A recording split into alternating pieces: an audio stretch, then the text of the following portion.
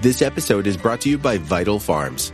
Isn't it bullshit to have to question where your food comes from? At Vital Farms, you can trace your pasture-raised eggs all the way back to the source, the pasture. On the side of each pasture-raised carton of eggs, you'll find the name of the farm where your eggs were laid. And when you look the farm up on their website, you'll get a peek at all the sunshine, fresh air, and open space the hens enjoy. Learn more and find out where to buy them at vitalfarms.com. Vital Farms, keeping it bullshit-free. Welcome to the Human Capital Innovations Podcast. We're your source for personal, professional, and organizational growth and development, where we share original research, explore industry trends, and interview executives and thought leaders from across the globe. We hope you join us often for practitioner-oriented content around all things related to leadership, HR, talent management, organizational development, and change management. Maximize your personal and organizational potential with Human Capital Innovations Podcast. Do you enjoy the Human Capital Innovations Podcast? Please subscribe, leave a review, comment, share, and consider supporting the podcast on Patreon, even at the producer and sponsorship levels.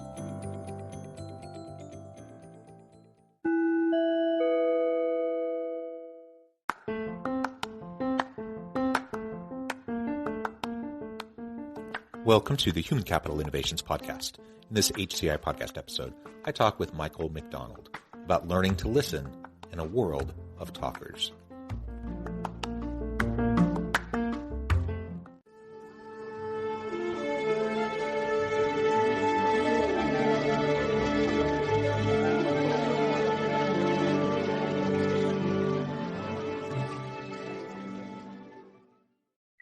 Michael MacDonald, welcome to the Human Capital Innovations Podcast.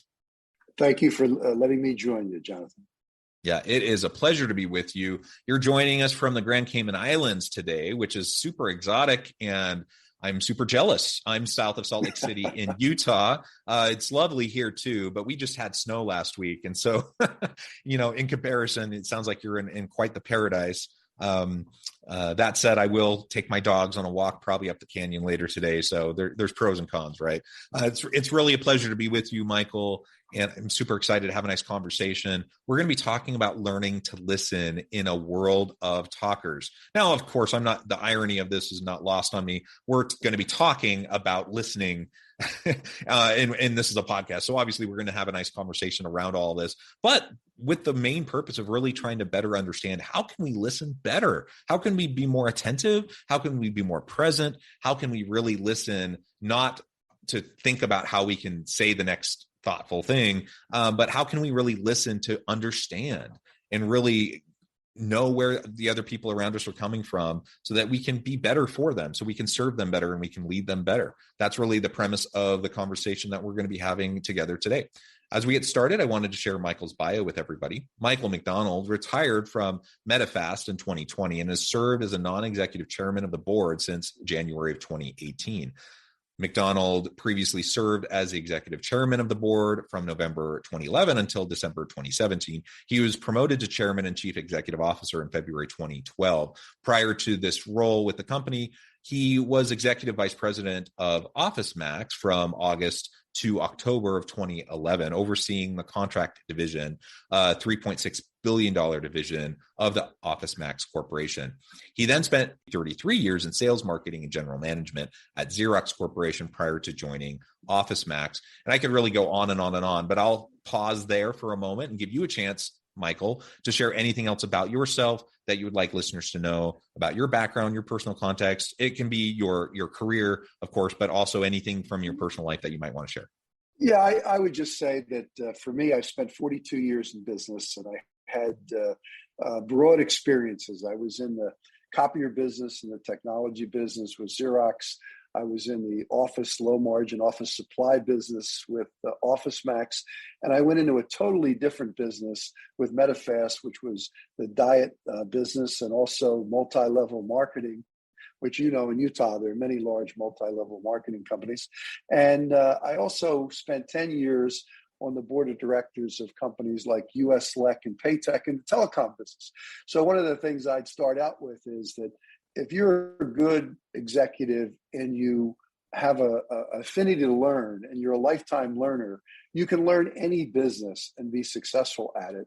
You don't have to just be in one thing or the other. So one thing I would encourage people is to be a lifetime learner. And then the other thing for me, what I'm doing now is I'm a board member and have been for over 30 years with the Jimmy V Foundation for Cancer Research. And to me, that's my priority now, is to help raise money to defeat that dreaded disease. In fact, Dick Vitale, one of my former coaches, was just declared cancer-free, and he's been battling cancer, and that's been on the national media. But Dick coached me when I was 18 years old as an assistant coach at Rutgers. I've known him for many years, and then as a board member on the V Foundation.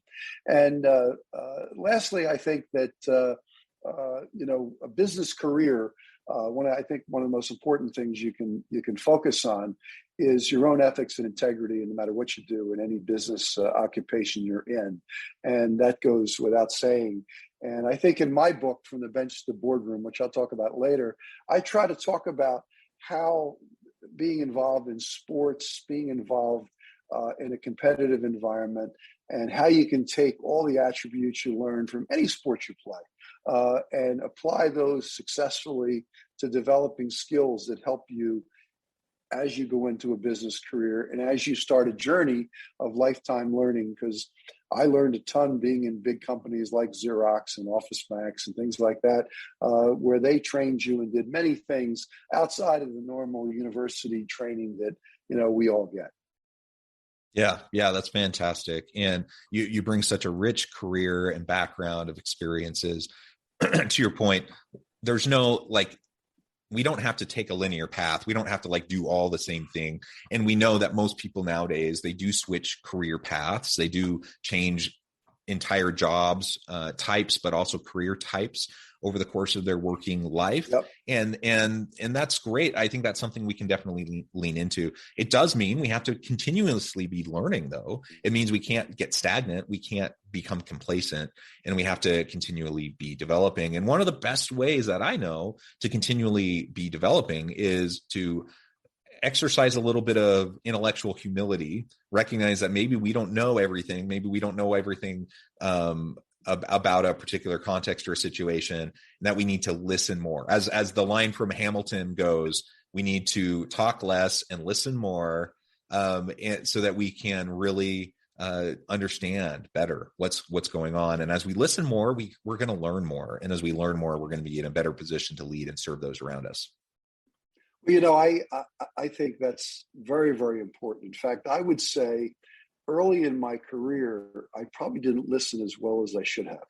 And this is when I was young, when I was a sales manager, started out in sales in the copier business, and I was a sales manager. And it was really funny. The person who got me more attuned to listening was my wife. I would go home, and sometimes I'd be so fixed on what I was doing with work and this and that. And she'd be talking, and she'd stop me, and she'd say, "You know what? You're going to pay attention, you're going to really listen, or are you going to just think you're listening to what I'm saying and continue to do what you're saying?" And then I think I was 26 years old. And one of the managers wrote in a review to me and said, "Mike, you need to listen better." And you know what? I really started to focus on that. And what I found was, by listening better when I was working with teams or groups, you created a far better environment where people felt good about themselves because they would all give their opinions. And it's not always easy, because generally in groups, when you have talented executives, and remember, most companies, whether it's Xerox or OfficeMax, people are very smart. I mean, companies don't hire people that don't have a high degree of intelligence. So you're dealing generally with an assumption that, the people you work with are going to be pretty intelligent people, all have different views, different cultural backgrounds, come from different places, but they all have that innate intelligence to really add value. And I think one of the things that I found was, just like in basketball, when you play for a very good coach, the reason teams are good is they listen to the coach. By the way, people accept their roles. Somebody's going to be the star, somebody's going to be a shooter, somebody's going to be a defender, but you accept your roles on the team. And where teams are good is Everybody accepts the role the coach gives them, and then they go out and they play and they try to perform at the highest level they have. Well, when you're in work groups and teams and you're focusing, listening, and you're working on a problem, and everybody gives their input, not just maybe one or two or three people that are the more boisterous type people, because many reserved people. I remember I hired a young sales rep to handle a military base. It was a quiet guy, and everybody said to me, well, he's not going to be successful in sales. He was terrific, because in the military, they don't want aggressive people coming in there. They're very bureaucratic. They want you to listen. They have their needs, and they want you to meet their needs, but they don't want you to, be the typical sales rep who's coming in and going for your throat or whatever. And I found that that's the same way in meetings. If you can get those quiet or reserved people to participate and listen to what they have to say, then the outcomes you get are far greater than if you're just listening to, if you have a group of 10 and you just listen to the top 3 or 4 who are the most aggressive, who really like to hear themselves talk. And in some cases, you have to be careful that there are many people that want to hear themselves talk, but they're not really saying anything that's that important. But they want you to hear what they have to say. And I think, the more you can get participation, the more you can listen to people and have them feel like you care about their opinions, the stronger your team is. And by the way, the stronger your leadership becomes, because, leadership is not about everybody say, well, he's a great leader. You're not a great leader unless you have followers. So leadership is about followership. Leadership means that the people working for you, or the people down in the organization, they get aligned with you and they really care about the success of the group. And by the way, your success. And those kind of things are very, very important.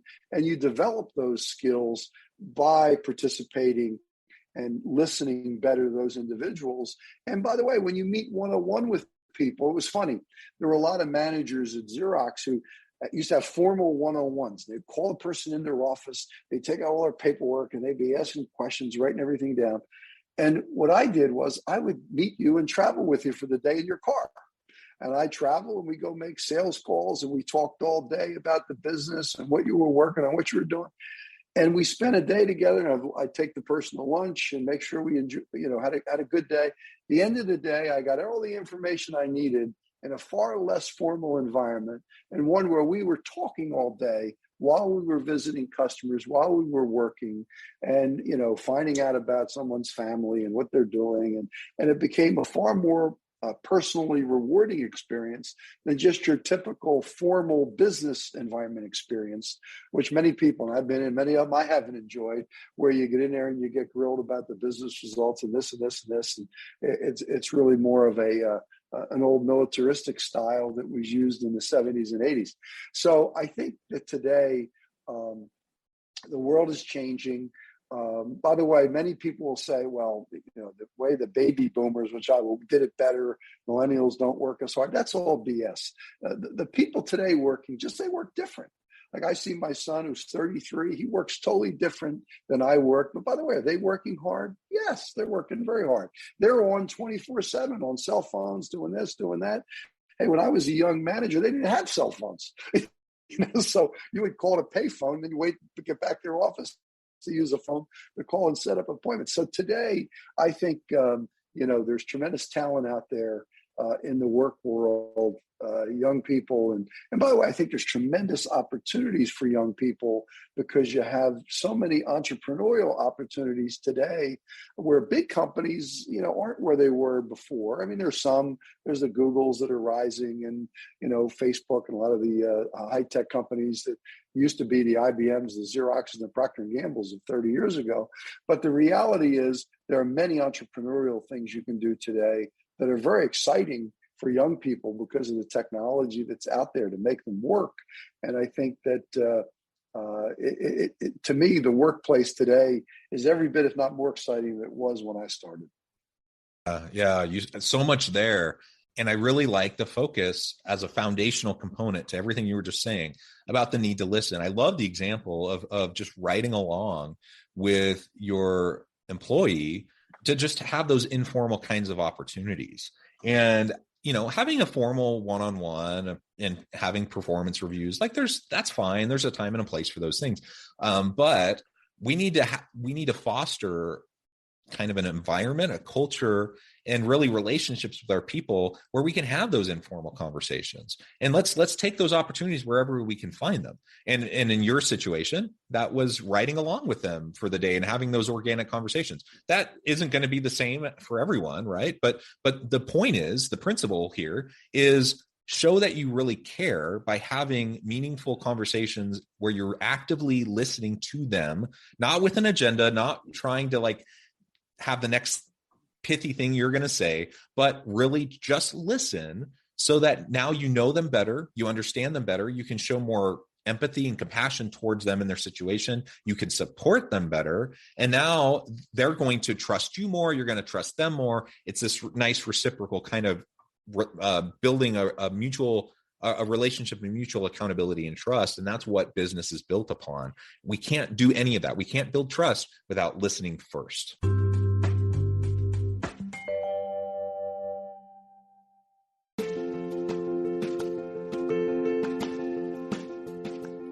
Check out my new book, The Future Leader, Creating and Transforming Next-Gen Organizations.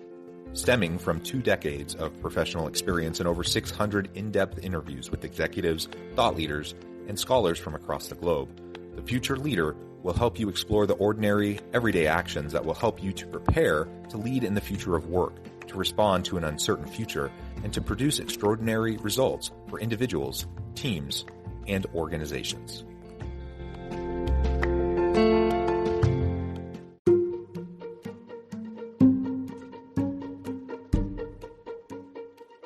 Welcome to the Human Capital Innovations Academy. Courses, micro-credentials, and certificates to upskill and reskill for the future of work. All HCI Academy courses, micro-credentials, and certificates are designed, developed, and delivered by award-winning and internationally renowned scholars, educators, thought leaders, executives, and practitioners. Our courses, micro-credentials, and certificates will help you make your mark on the future of work and make an immediate impact in your organizations. Check out the HCI Academy and our many course offerings and certificates to upskill and reskill for the future of work.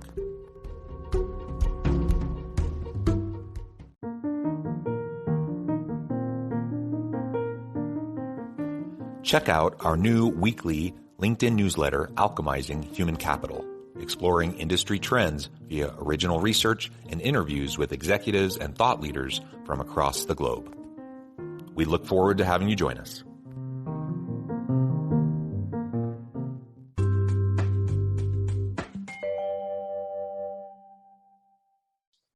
No, I agree. The other thing is you want to do, it's important when you're working with people, is empower them.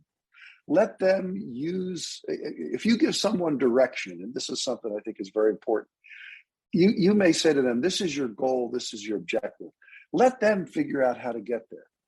Let them work within their own framework of how they want to achieve it and give them advice, but don't be prescriptive on telling everybody to do it your way. And I think that's a very important thing as you also foster listening and going back and forth, because you want to make sure your employees feel that they're empowered to make decisions, that they really have an ability to impact things themselves and contribute. And I think when people feel that, they feel they're contributing and they feel they're part of the culture. And part of that is all creating a culture of that people enjoy working within. And when you create that kind of culture, you'll get much more productivity from your employees than you will if you use a prescriptive approach about how you want to accomplish things.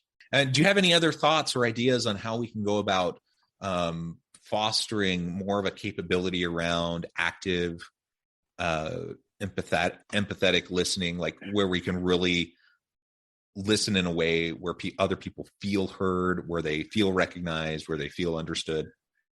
Yeah, I one of the things I did, this was even in a large organization. When I was at Xerox, we had 2,000 people at our headquarters of the U.S. operation that I ran, and marketing and all the different jobs. And what I would do is town hall meetings where I would get all my employees and we'd get the conference room, and I would once a quarter communicate where the business was within our division and within the company. I would even invite the CEO to come to a town hall. She might talk prior to me talking about the company, and then I would talk. But then what we did, which I thought was the most important thing, is we would only talk for half an hour. And then the next half an hour, we would allow people to ask questions and answer their questions. And then, by the way, even if we couldn't answer all of them, they would do write-ins. And then we would write back the responses to everybody in the room who had questions.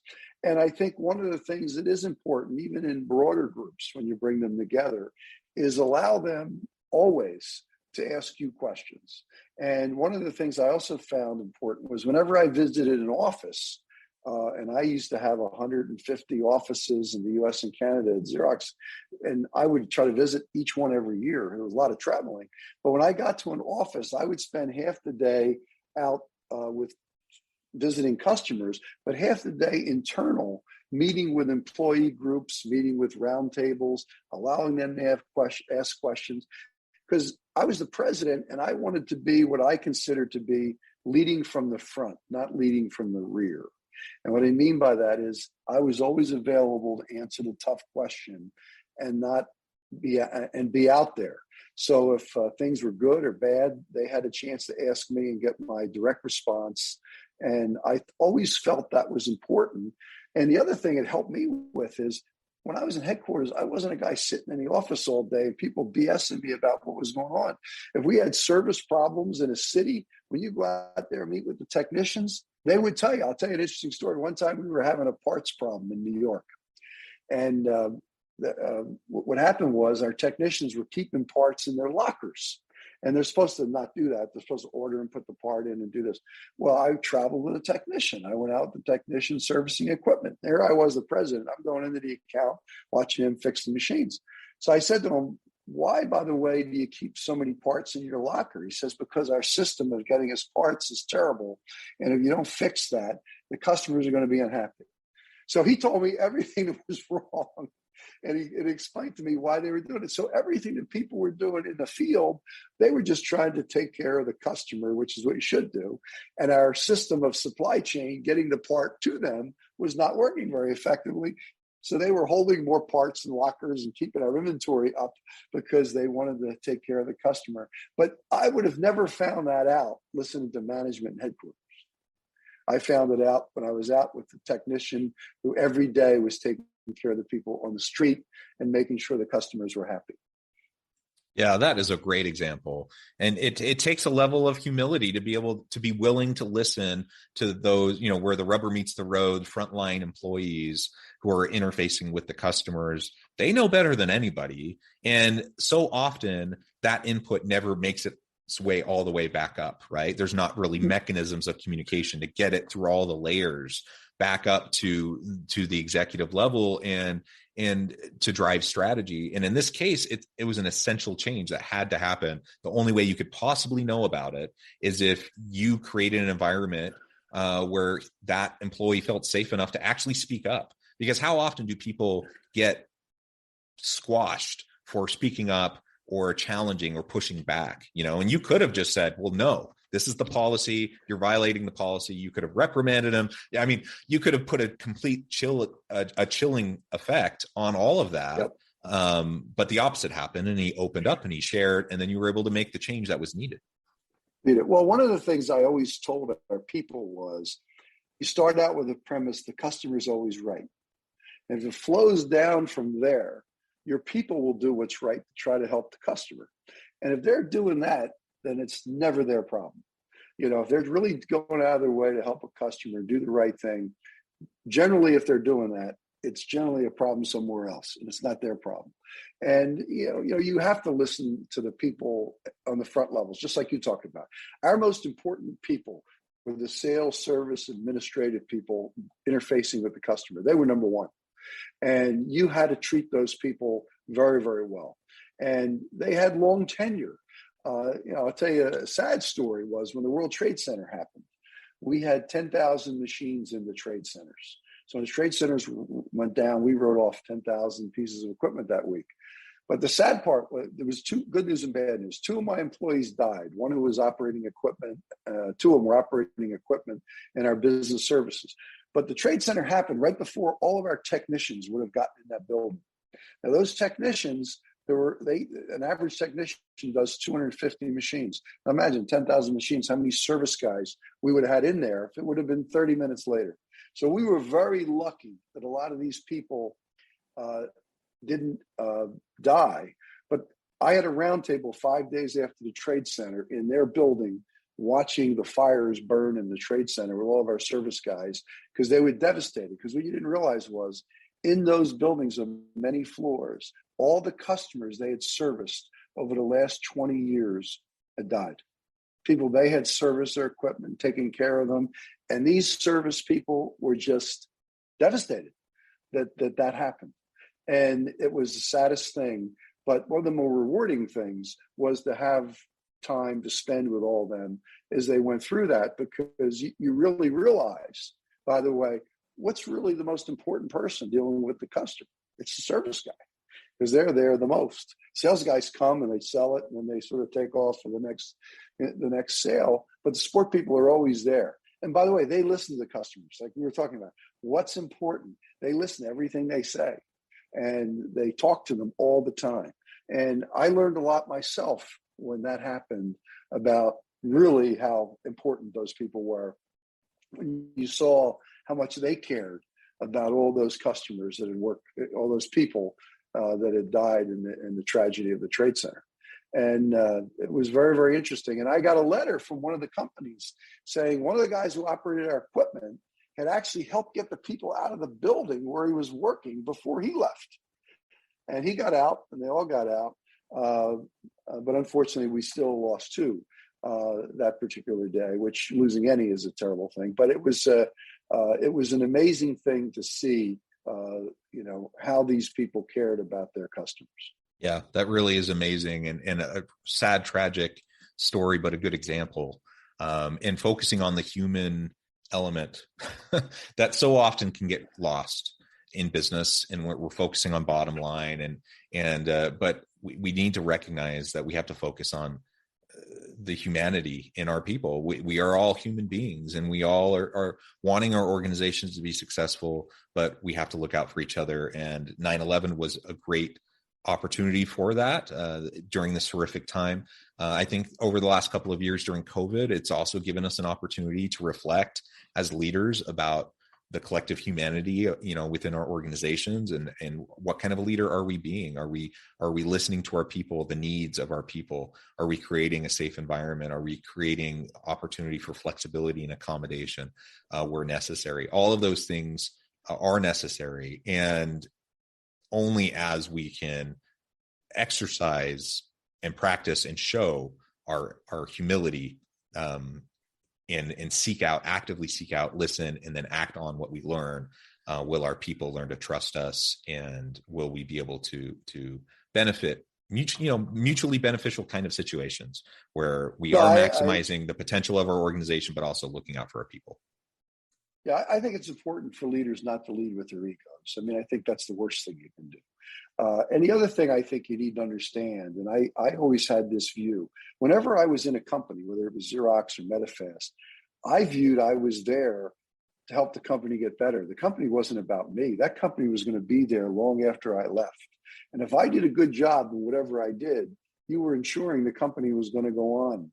And let's face it, companies are about the people in the company, not about the CEO or not about a couple executives who could come and go at any given time. It's about creating an environment in a company where that helps all the employees who work in that company have a successful life. And that's what business is all about.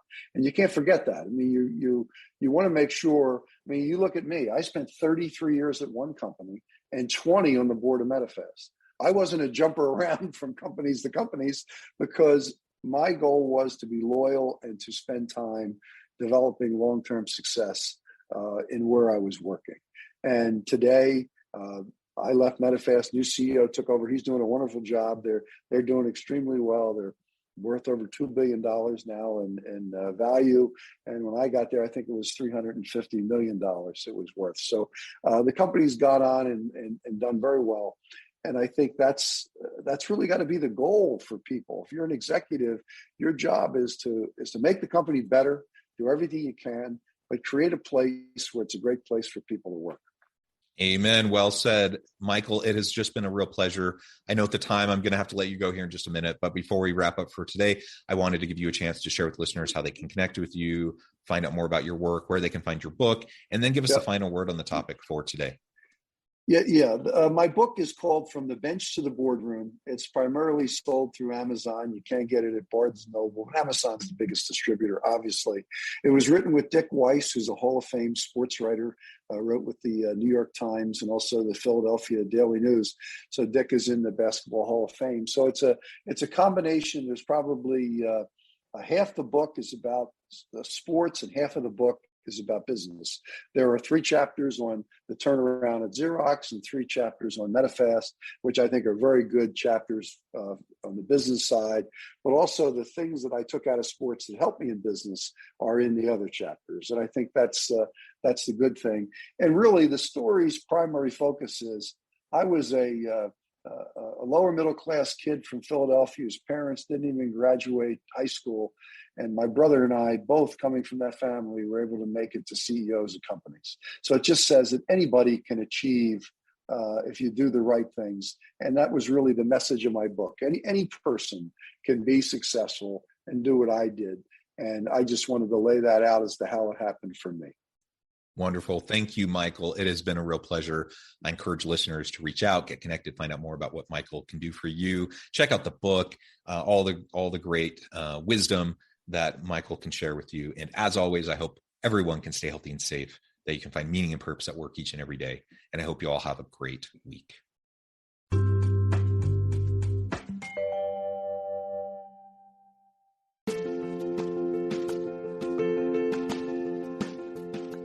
Bluer Than Indigo Leadership, the journey of becoming a truly remarkable leader.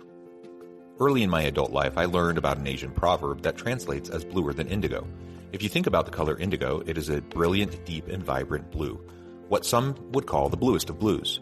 To have something that is bluer than indigo is rare and truly remarkable. Contrary to popular myth, there is no one-size-fits-all or cookie-cutter approach to effective leadership. There is no silver bullet, no secret sauce, no go-to model that will solve all of your problems. The truth is, great leaders have all had their unique strengths and flaws, and have all had to discover and then pave their own distinctive path in their life's journey to fulfill their leadership potential.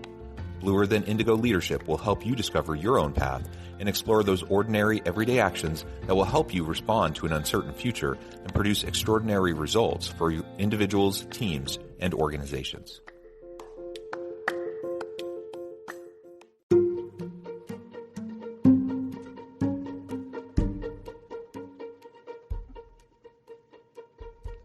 Check out Human Capital Innovations magazine, Human Capital Leadership. Human Capital Leadership is a free, interactive e-magazine with the mission to help individuals, leaders, and organizations find innovative approaches to maximize their human capital potential. We publish issues quarterly in August, November, February, and May. Take a look at the latest issue and let us know what you think.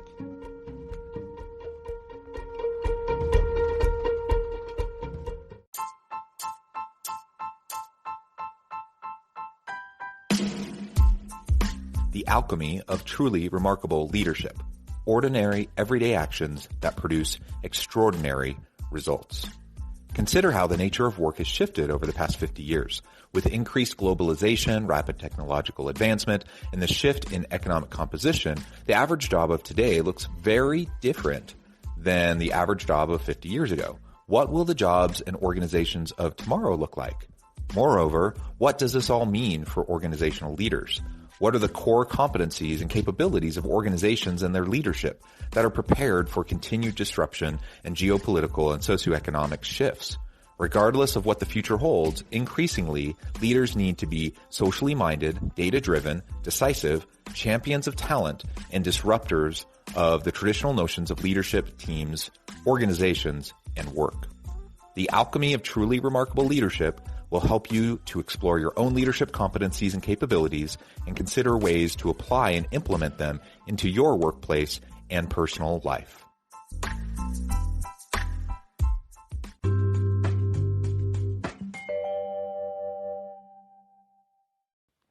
Do you enjoy the Human Capital Innovations podcast? Please subscribe, leave a review, comment, share, and consider supporting the podcast on Patreon, even at the producer and sponsorship levels.